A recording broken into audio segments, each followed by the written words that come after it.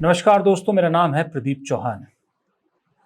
दोस्तों, जब वक्त बदलता है, कहते हैं, बुजुर्ग कहते हैं कि सबसे पहले वो लोग आपका साथ छोड़ना शुरू करते हैं जो अच्छे वक्त में आपको सबसे नज़दीकी दिखाते हैं कि हम आपके सबसे खासम खास हैं। वो सबसे पहले साइड हटना शुरू होते हैं। तब आपको समझ जाना चाहिए कि आपका वक्त अब गुजर गया है या गुजर रहा है, खात्मे की तरफ है। तो जब आपके खास लोग आपसे दूर होकर अपनी ढपली अलग बजाने लग जाएं। ऐसा ही कुछ पिछले हफ्ते एक हफ्ते में मुझे मोदी जी के साथ होता नजर आया कि जब उनके खास लोगों ने ही अपनी ढपली अलग बजानी शुरू कर दी। मैं ये बात इसलिए कह रहा हूं कि जिस दिन से 2025 चढ़ा है, या उसको और छोटा कर लीजिए, जिस दिन से मोहन भागवत ने 75 साल वाला उदाहरण दिया कि रिटायर हो जाना चाहिए, उस दिन से एक खबर कंटिन्यूअस सुर्खियों में है कि क्या मोदी जी अभी सितंबर में 75 साल के हो जाएंगे, क्या छोड़ देंगे, प्रधानमंत्री की कुर्सी छोड़ देंगे? और अगर नहीं छोड़ते हैं तो क्या 2029 में भी बीजेपी मोदी जी के सहारे चुनाव मैदान में उतरेगी? ये दो सवाल बड़े अहम लोगों के जहन में। उसके बाद निशिकांत दुबे कहते हैं कि 20 साल मोदी जी नहीं जाएंगे, वो इंपॉर्टेंट नहीं है। जो निशिकांत दुबे ने ये कहा कि मोदी जी बीजेपी की मजबूरी है, मोदी जी के बगैर बीजेपी 150 सीट भी नहीं जीत सकती। 11 साल शासन में रहने के बाद एक सांसद ये बात कह रहा है, तो इसका मतलब ये है कि उधर से निशिकांत दुबे को भेजा गया। ये बात उन्होंने अपने दम पे तो नहीं कही, क्योंकि उन्होंने योगी आदित्यनाथ के बारे में भी कहा। तो यानी चीजों को कहलवाया गया कि अभी मोदी जी नहीं जा रहे। लेकिन पिछले कुछ दिनों में इशारे अगर आप देखें, घटनाएं अगर आप देखें, तो लग रहा है कि जो मोदी जी के खास लोग हैं वही इशारे दे रहे हैं कि वक्त तो बदल रहा है, मोदी जी का विदाई का वक्त नजदीक आ रहा है। अब वो कब होता है, वो 75 साल पे होता है या 29 में होता है, ये तय नहीं है, लेकिन विदाई का काउंटडाउन शुरू हो चुका है। मैं आपको दो उदाहरण देता हूं। मोदी जी के सबसे करीबी कौन है? दो लोग सबसे करीबी अगर आप कहें तो नंबर 1 पे आते हैं गृह मंत्री अमित शाह, और नंबर 2 पे आते हैं एनएसए अजीत डोभाल। अजीत डोभाल उम्र में मोदी जी से भी बड़े हैं, उसके बावजूद मोदी जी उनको साथ लिए हुए हैं, और अमित शाह तो कई सालों से उनके साथ है, खास लेफ्टिनेंट है उनके। तो इन दोनों को आप ये कह सकते हो, ये माना जाता है कि मोदी जी का चाहे कोई भी वक्त आ जाए, ये दोनों साथ खड़े रहेंगे।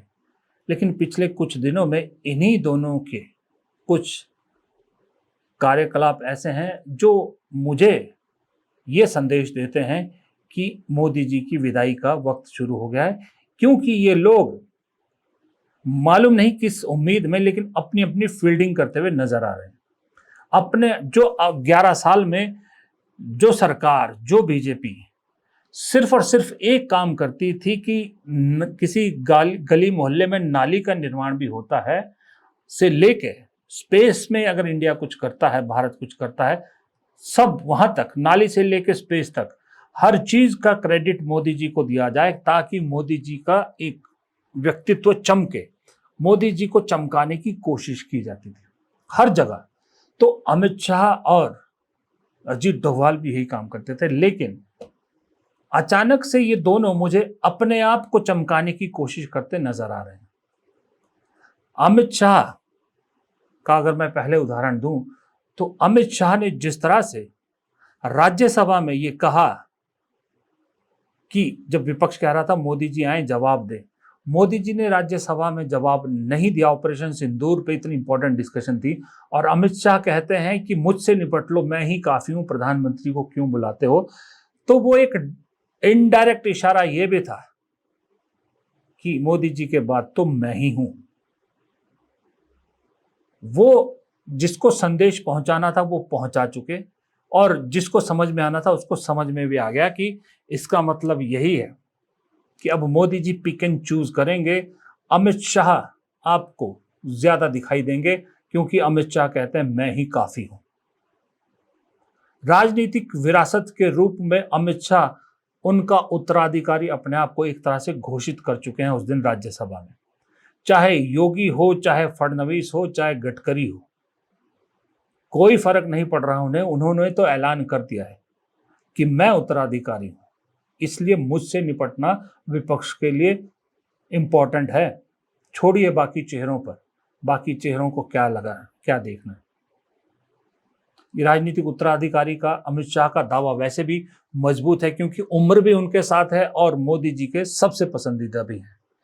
लेकिन दूसरी तरफ अजीत डोभाल एनएसए, कहा जाता है कि चाहे वो उड़ी हो, चाहे वो सर्जिकल स्ट्राइक हो, चाहे वो ऑपरेशन सिंदूर हो, अजीत डोभाल का बड़ा इंपॉर्टेंट रोल रहा है। वैसे भी अजीत डोभाल जब से एनएसए बने हैं उनके बारे में तरह तरह की कहानियां सुनाई जाती हैं। अब कितनी सच्ची है कितनी झूठी है वो अलग विषय है, लेकिन उनके जो स्पाई के तौर पे जो उन्होंने काम किया है उसको लेके बड़ा महिमा मंडन किया जाता है।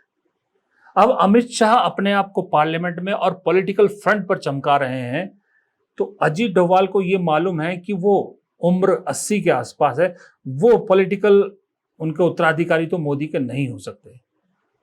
बेटे भी दोनों, उनके बेटे भी शायद नागरिक, विदेशी नागरिक है, भारत के नागरिक नहीं है कि उनके लिए कोई पॉलिटिकल जमीन बनाई जाए, वो भी नहीं है।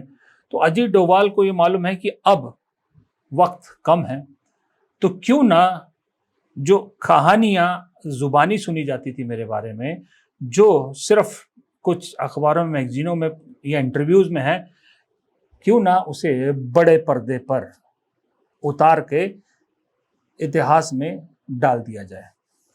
तो इसलिए अब तक मोदी जी को चमकाने के लिए या जो प्रोपेगेंडा हिंदुइज्म को चमकाने के लिए जो फिल्में बनती थी, उन फिल्मों में अचानक से मोदी जी, अमित शाह या योगी या हिंदुत्व को छोड़कर अजीत डोभाल को चमकाने की कवायद शुरू हो गई है। मैं आपको दो इंपॉर्टेंट चीज बताता हूं।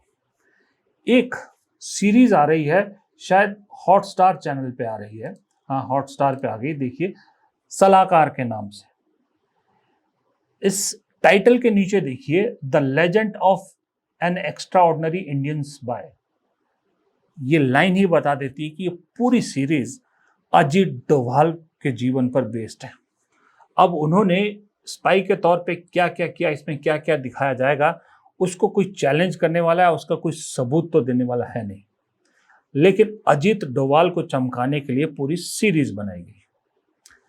उसके अलावा एक बहुत बड़े बजट की फिल्म आ रही है, धुरंधर, जिसमें रणवीर सिंह हीरो है। इस फिल्म में भी एक सेंट्रल कैरेक्टर जो प्ले किया जा रहा है माधवन द्वारा, आर माधवन द्वारा, वो कैरेक्टर बेस्ड है अजीत डोभाल पर। क्योंकि इतने बड़े ही एक एक्टर को इसमें लिया गया है, तो इसका मतलब ये फिल्म का इंपॉर्टेंट कैरेक्टर है। और ये कहा जाता है कि उड़ी के आसपास या कुछ इस तरह की कहानी, मुझे नहीं मालूम क्या कहानी है, जो भी है, लेकिन ये अजीत डोभाल के आसपास, सेंट्रल कैरेक्टर अजीत डोभाल है, उसके आसपास स्पाई वर्ल्ड का ही एक कहानी दिख रही है कि रणवीर सिंह इसमें शायद एक जासूस का ही रोल प्ले कर रहे हैं। और ये फिल्म बहुत बड़े बजट की, इसमें बहुत सारे बड़े बड़े स्टार हैं। और इस फिल्म के, जाहिर सी बात है, अगर अजीत डोभाल को चमकाने के लिए फिल्म बनी है तो कोई ऐसा ही प्रोड्यूसर डायरेक्टर होगा जिसने पहले भी ये काम किया होगा कि जो सरकारी तंत्र को खुश करने वाली फिल्में बनाए, तो उनका नाम है आदित्य धर। अगर उससे नहीं पहचानते तो मैं बताता हूँ आपको, एक हीरोइन है यामी गौतम, उनके पति हैं वो। इससे पहले उन्होंने फिल्में बनाई थी, उड़ी, सर्जिकल स्ट्राइक, वो फिल्म भी उन्हीं ने बनाई थी, धर साहब ने। और उसके बाद आर्टिकल 370 फिल्म आई थी जो कश्मीर बेस्ड थी, वो भी उन्होंने ही बनाई थी।